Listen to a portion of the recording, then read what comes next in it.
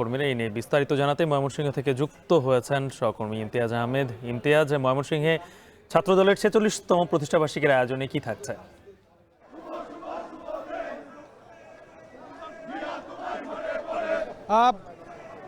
আজকে ময়মনসিংহে কিন্তু এক ঝাঁক তারুণ্যের আমরা পদচারণা দেখতে পাচ্ছি এবং সেই সাথে আজকে আপনি জানেন যে এই দিনে বিএনপির যে প্রতিষ্ঠাতা রয়েছেন শহীদ প্রেসিডেন্ট জিয়াউর রহমান, তিনি জাতীয়তাবাদী দল প্রতিষ্ঠার পর থেকে তিনি অনুভব করেছিলেন মূলত যে এই বিএনপিকে তৃণমূলের সংগঠিত করতে হলে একটি শক্তিশালী ছাত্র সংগঠন দরকার, যার লক্ষ্যে কিন্তু 1979 সালের 1 জানুয়ারি তিনি কিন্তু জাতীয়তাবাদী ছাত্রদল প্রতিষ্ঠা করেছিলেন এবং যেই দল একেবারে বাংলাদেশের ক্রান্তিকালে বিভিন্ন সময় যখন দুর্যোগকালীন সময় থাকবে, যখন প্রতিবাদের সময় হবে, বাংলাদেশ যখন বিপদগামী হবে, সেই সময় যেন এই শক্তিশালী সংগঠনটি যেন রুখে দাঁড়াতে পারে সকল অপশক্তি, সেই লক্ষ্যেই কিন্তু এই দলটি প্রতিষ্ঠা করা হয়। এবং আমরা দেখতে পেরেছি যে এই জাতীয়তাবাদী ছাত্রদল আজকে সারা দেশে যখন অনুষ্ঠিত হচ্ছে, ময়মনসিংহেও কিন্তু এই দলের প্রতিষ্ঠা বার্ষিকী অনুষ্ঠিত হচ্ছে। সকালে আমরা দেখতে পেরেছি যে দলীয় কার্যালয়ে পতাকা উত্তোলন, এর পরবর্তীতে বিকেলে একটা বর্ণাঢ্য বিশাল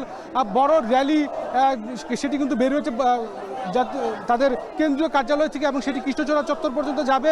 এবং আমরা দেখতে পাচ্ছি বিভিন্ন অঙ্গ সংগঠনের শুধু ছাত্রদল নয়, যারা জেলার নেতৃবৃন্দ রয়েছেন তারাও কিন্তু এখানে উপস্থিত রয়েছেন এবং বিভিন্ন ওয়ার্ড থেকে কিন্তু ছাত্রদলের যারা নেতাকর্মী রয়েছে তারা এসেছেন। নেতাকর্মীরা যেটা বলতে চাচ্ছেন যে এই সামনের দিনগুলোতে ছাত্র এই দলকে একটি সুসংগঠিত করতে চান এবং এই ছাত্রদলের কর্মীরা যেন শুধু রাজনীতি নয়, পাশাপাশি শিক্ষা, সাংস্কৃতিক সব দিকে যেন এগিয়ে থাকতে পারে এবং দেশের যে কোনো ক্রান্তিকালে যেন এই ছাত্র সংগঠনটি হাল ধরতে পারে, তার জন্য কিন্তু সামনের দিনগুলোতে ছাত্রদল প্রস্তুত হচ্ছে। সব মিলিয়ে এই ছিল ময়মনসিংহে ছাত্র দলের প্রতিষ্ঠাবার্ষিকী সর্বশেষ আমার কাছে। ময়মনসিংহ থেকে যুক্ত ছিলেন সহকর্মী ইমতিয়াজ আহমেদ। দেখছেন